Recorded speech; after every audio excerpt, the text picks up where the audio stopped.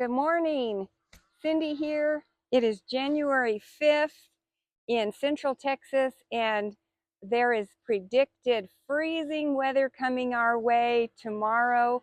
And so it is a beautiful day right now on Sunday, and I am going to give you 4 quick tips that you can do right now to get everything ready before the freeze.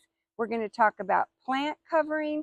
We're going to talk about irrigation system, what you can do to drain those lines, and maybe moving some things inside if you can.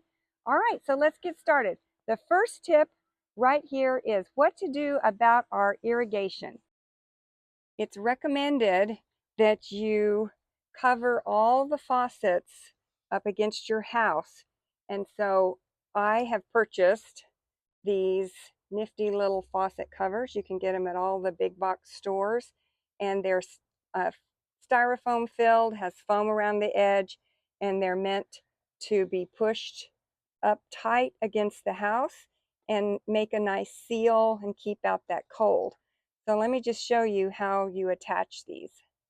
So they have just a little piece of rubber inside, a little rubber band, and you attach the rubber band to the faucet, and then you push it up tight, and then you pull the rubber band and you ratchet that down as tight as you can, and you're done. Isn't that nice? Easy on, easy off. And then, next week when the weather's great again, you can take it off easily. Now, of course, you can wrap it with t-shirts and duct tape. There's multiple products at the big box stores, so pick whatever works for you. So let's talk about our drip irrigation system. Before the freeze, we undo all of the timers from our faucets and just kind of let them hang. And then we open up these full throttle, fully open, and we let any water that's in this PVC pipe drain out. And I'm going to walk down here and show you what we do next. Now, some of you may feel that you want to take your timers inside, and that's great. We do not do that. We've never had a problem before, and so we just leave the timers connected. But it's totally up to you whether you want to do that. Now, we have a more intricate irrigation system on this property because we do have half an acre. So we needed to be able to bring more faucets and tubing to further in the back. So let me just walk down here. You are probably not going to have all of this PVC. But the problem with PVC is when it's got water in it and it freezes, you can certainly crack it. Okay, so it's running all the way down. Here is a faucet. So that is wide open, and we let all the water there drain out, and we will leave that wide open.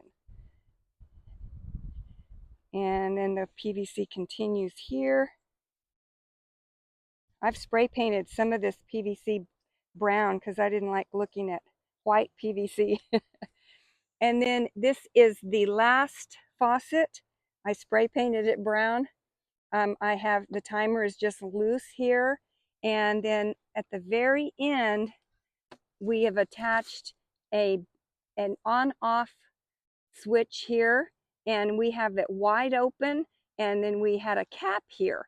We took the cap off, and we let all the water in this PVC pipe drain out, and now there is no more water in this PVC pipe, and that's what you're looking for.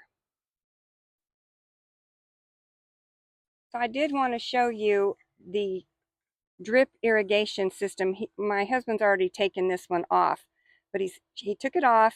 We will definitely be wrapping this faucet well, and then this timer, we did take the hoses off, and we are just letting it lay here on the ground.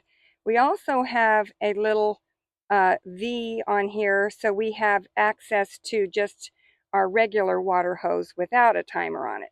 So you can, if you didn't know that, you can get these splitters, and you can have all kinds of Frankenstein additions to your hose.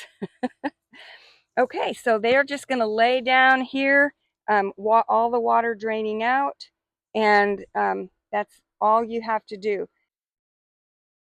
So over the year, some of my drip irrigation tubing has worked its way up and it's not covered. And so it's a really great idea that I bring in a bag of mulch or fall leaves or something and cover this so it's a little more protected from freeze. But I would say 90% of my tubing is underground and I've never had any problems with it freezing. Okay, so task number 2 is getting these plants into a better location. So there's several things I can do. These smaller pots, I am going to put them in the garage. This really big pot, I am just going to throw a nice cover over it, and it should be just fine. Okay.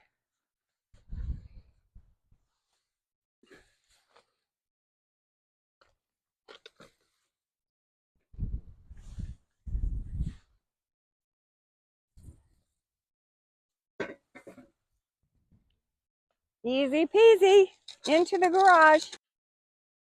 I thought I'd give you a peek inside the garage. I'm so lucky to have a big window here. But there will be about 10 more pots right along the front here, and then I will drag those out on pretty days because all of my pots hate to be in here with this low light.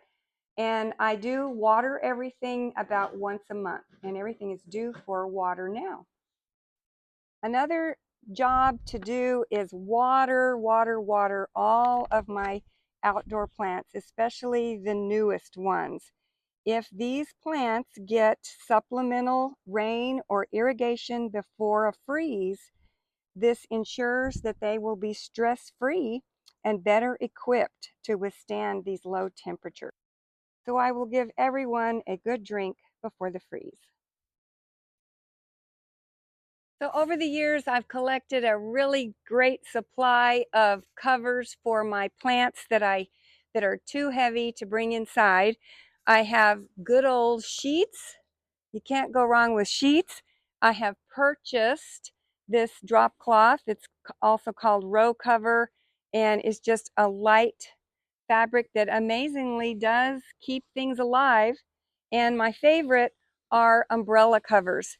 You find these in the trash when you go for walks, and I definitely score at least 1 or 2 of these every year.